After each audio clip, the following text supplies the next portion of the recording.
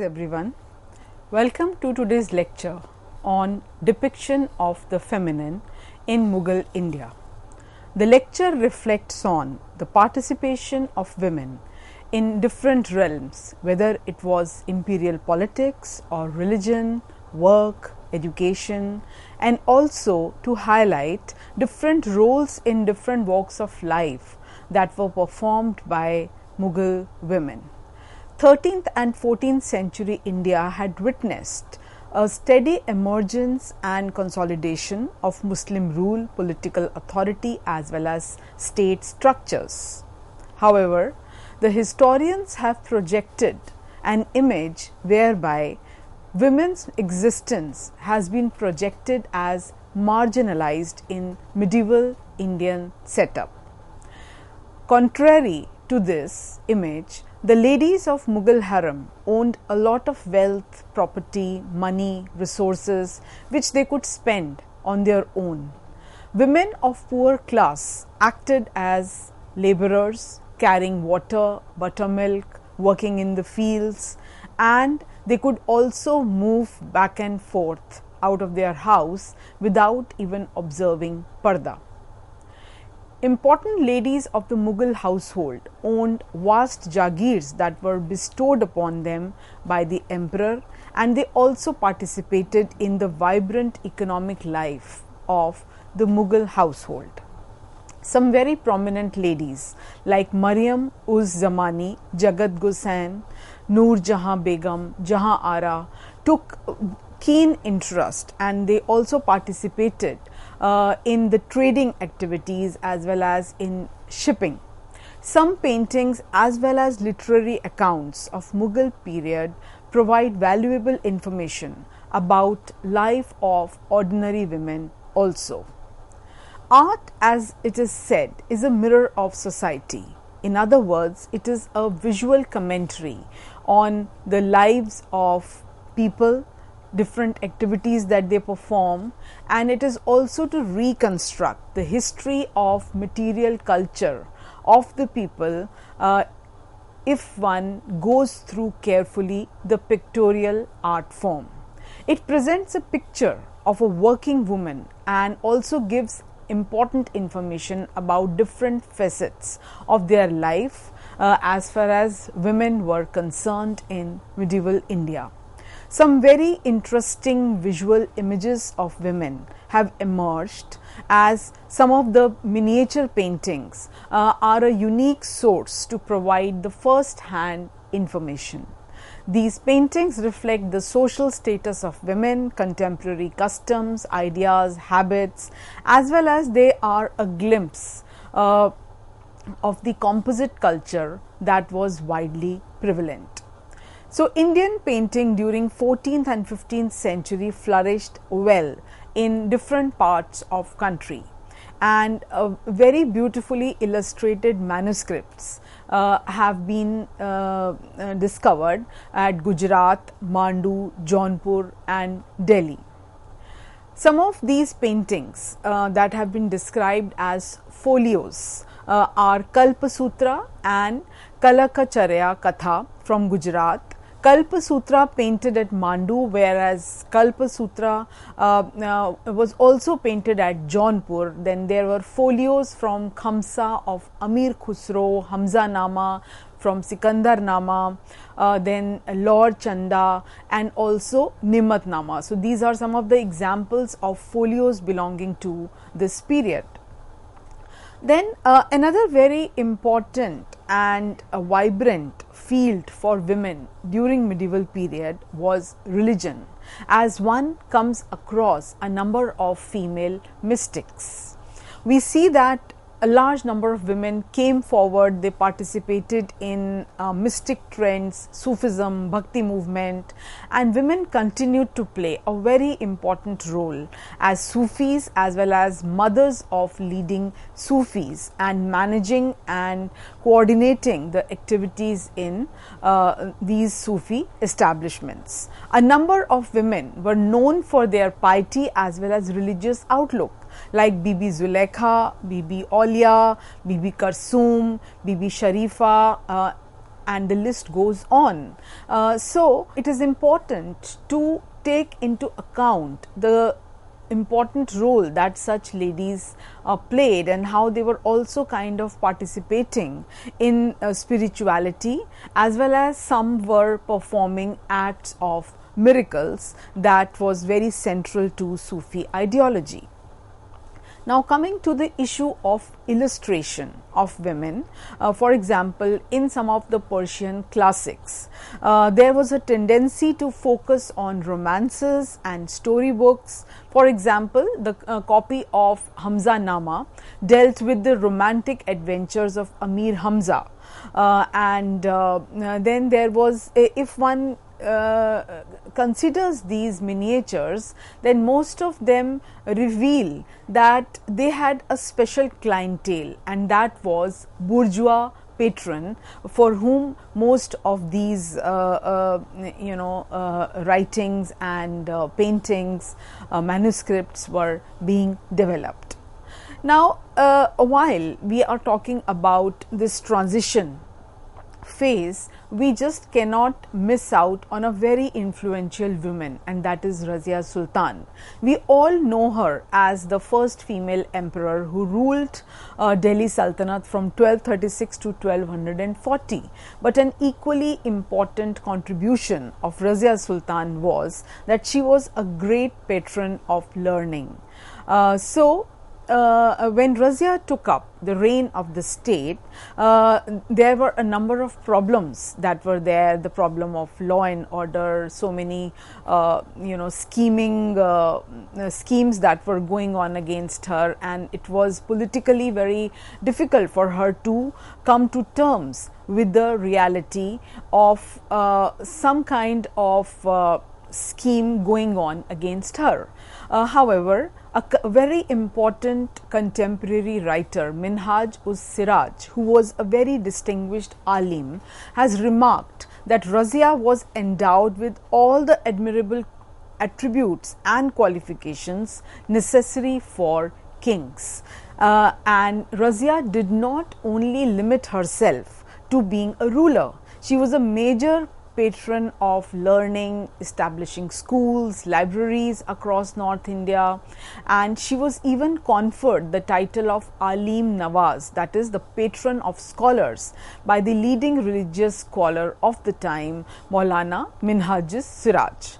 And it was during her reign that she ordered that coins be minted with her title as Pillar of Women, Queen of the Times, Sultan Razia, daughter of Shamsuddin Iltutmish. In fact, Amir Khusro, the renowned poet of Delhi, wrote in 13th century about her that with a royal bow she tore away the veil. The lioness showed so much force that brave men bent low before her. So, Razia was quite conscious of her place in history, and therefore she assumed the title of Sultan. And she had so much confidence in her capabilities that she had asked the people to depose her if she failed to meet their expectations. Then Razia can also be described as an intellectual ruler, and she definitely stood for encouragement of education during her regime. So, the kind of learning that she patronized was not only limited to Quran and its and the traditions of Muhammad.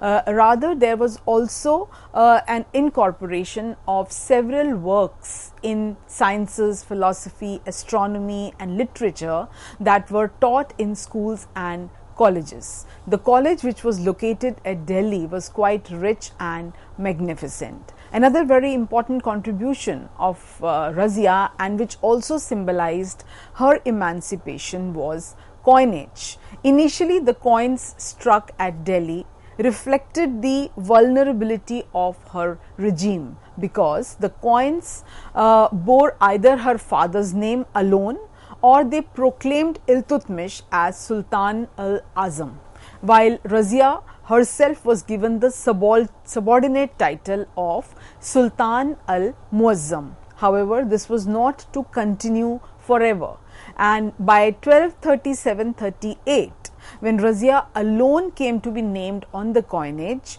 and Delhi and Lucknow were the chief mint names that were seen on the coins of Razia. So this definitely shows that how she had emancipated herself and she had come of her own. Another very important female figure belonging to royalty about whom we can talk about was Zebun-Nisa, the poet princess, daughter of Emperor Aurangzeb, who was trained in the serious study of religious doctrine.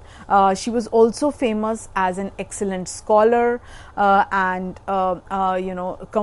as someone who composed songs, and she was also a patron of gardens. Her royal court was an academy where scholars in different subjects used to compose and compile books, and several of these books were dedicated to her. She had a large collection in her library, her Diwane Makhwi, which contained 421 ghazals, and she even penned several books like Zebul Monshat, Monis ul Muh, then Zebul Tafashir, and several more. She wrote under the pen name of Makhfi. Makhfi literally means the hidden one.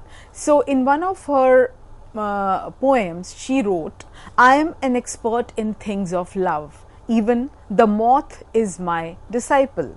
The nightingale would forget his song to the rose if he saw me walking in the garden." So she was quite proud of her persona, and she never minced words in praising herself. In one of another verses, she rose, "Must look in my words, for I am hidden in my words, as the perfume in the petals of the flowers." So such a beautiful way of expressing that how words were so important for this princess. Then one can also talk about several other lesser known Mughal daughters who had a very important role in the history of Mughal Empire. However, it is not really spoken about, and they remain banished to the margins. There are a few mentions of the wives, the concubines, then the female attendants and the eunuchs, and once occupants of zenanas. However, most of these royal females have been banished to the margins of history, and their contributions are considered as inconsequential. So therefore, we need to raise a question here as to why there is absence amidst presence. If we go through several of Delhi's heritage monuments, then we do encounter a very important role played by the royal women. So Humayun's tomb, which was the resting place of Emperor Humayun, was built by his wife Haji Begum, and the famous Chandni Chowk market was also designed by Shah Jahan's daughter Jahan Ara. Then we can also talk about Roshnara Garden, the second daughter of Shah Jahan, Roshnara, who was a very influential woman in her father's court, and there is a famous painting also which shows that after losing Mumtaz Mahal, Shah Jahan's daughters were kind of accompanying him, and after passing away of Mumtaz Mahal, Jahan Ara and Roshnara, they came to power, and they continue to play a very active role in Mughal politics also. So we need to understand the crucial role that these women played in political and military decisions also, because such princesses even masterminded the murder of brother Dara Shikoh to enable her favorite brother Aurangzeb to ascend the throne. Roshnara Garden in North Delhi is where she lived for a while, and it is here that her tomb is situated. Now, while the gardens are taken care of, her tomb lies in a very bad shape, and the spot is famous for the elite Roshnara club that was founded by the British. However, her Roshnara Begum per se is not really remembered. Then one can also talk about another important sister, Jahan Ara, Roshnara's sister, who enjoyed a position of power and influence, and in fact she became the first lady of the court after Mumtaz Mahal's death, which was quite a rare phenomenon for daughters in the Mughal era. And in this famous painting that was made by Abanindranath Tagore in 1902, it shows the passing of Shah Jahan beside his daughter Jahan Ara. So this clearly depicts the kind of gloom that had descended and how she was now going to be left all by herself, because once upon a time she was her father's favorite daughter. Then it is also believed that Shah Jahan used to actively consult her on several political matters, and he even favored her over Roshnara. And again, her tomb in Nizamuddin is rather unknown and is more of a gathering spot for women who believe some kind of healing power as existing in that area. As we are talking about Jahan Ara, she inherited her mother's role as the head of the imperial harem, the royal seal, and also she was fiscally very, very powerful and influential. She even received a comprehensive education including Islamic theology, then Quranic studies, and what was very important was the Sufi influence, her spiritual enlightenment, and in this also her Sufi devout brother Dara Shikoh, who himself was an ardent Sufi, had a great influence on her mystical thoughts and writings. And in fact, she was exposed to Sufi literature at behest of Dara Shikoh. Now, when we talk about mysticism, then Jahan Ara's participation into the Sufi Qadriali order under the guidance of Mullah Shah is very important. She penned a number of books on Sufism titled Risalae Sahibiyan and Munis al-Arwa. These were some kind of a personal narratives of the princess' spiritual journey in a specific order of Sufism, as well as she wrote down the biographical sketch of her peer Mullah Shah Badakshi. Now, all these were very serious kind of writings which required a proper training in the genre, and Jahan Ara was able to establish spiritual authority, and in fact she invoked Rabia's name and example. She equalized the genders in their potential enlightenment on the Sufi path by saying that Rabia was indeed a good Sufi and equivalent to 100 men. So here again we see that she was trying to challenge patriarchy, and she was trying to prove that women were in no way lesser than men. And she was very proud of the Pupiri Muridi status that she had come to enjoy because of her entry into the Sufi fold. And in fact, Mullah Shah also used to consider her as his representative, but because she was a woman, so she could not be considered so. She is also known as a builder. She was responsible for several of imperial buildings that were built in the city. She built Jama Masjid in Agra, Chandni Chowk, several homeless shelters, caravansarais. She was also a planner of a number of gardens, bazaars, and she even owned a ship, the Sahibi, which used to set sail from Surat port.